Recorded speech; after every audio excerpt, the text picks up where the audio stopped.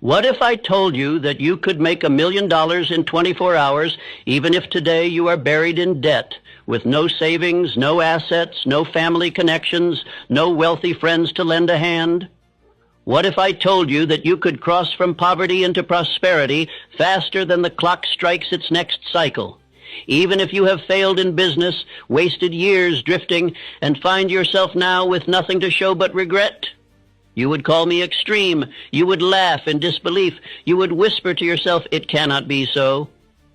But I tell you, I have seen fortunes turn in a single day.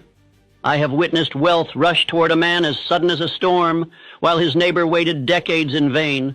And I say to you now, it is not chance, it is not accident, it is not luck, it is law, a law hidden from the multitude because they would rather mock than obey. A law the rich will never shout from the rooftops because they know most men will not pay the price of definiteness. You are thinking, how? How could this be? Do not rush. If I were to give you the answer in one word, you would dismiss it as too simple, too unbelievable. That is why I will not hand you the treasure in a sentence. I will walk you into it law by law until your own mind cannot escape the conclusion. By the end of this speech, you will not only believe that great wealth can arrive in 24 hours, you will know why and how. But before I show you, let me place a warning before your eyes. If you treat this as mere entertainment, if you drift while you listen, if you take these words as inspiration but not as command, you will gain nothing.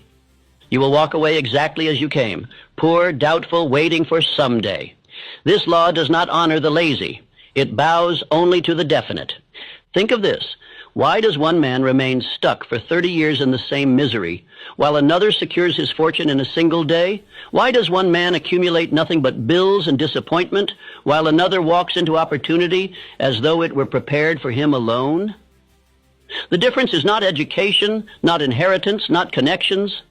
It is something far greater, far more mysterious, and far more available to you than to the men who pretend to be your betters. Frank W. Gonzalez discovered it when he stood in his pulpit and declared, "What I would do if I had $1 million." He had no million, no wealthy allies, no earthly reason to expect that his words would be answered. Yet within 24 hours the fortune was his. Not because of chance, but because his words carried definiteness, desire, faith, and decision. He preached as though the money were already in his hands, and by morning the world had obeyed him. This is the law you are about to hear. The law that riches flee from vagueness and leap toward definiteness.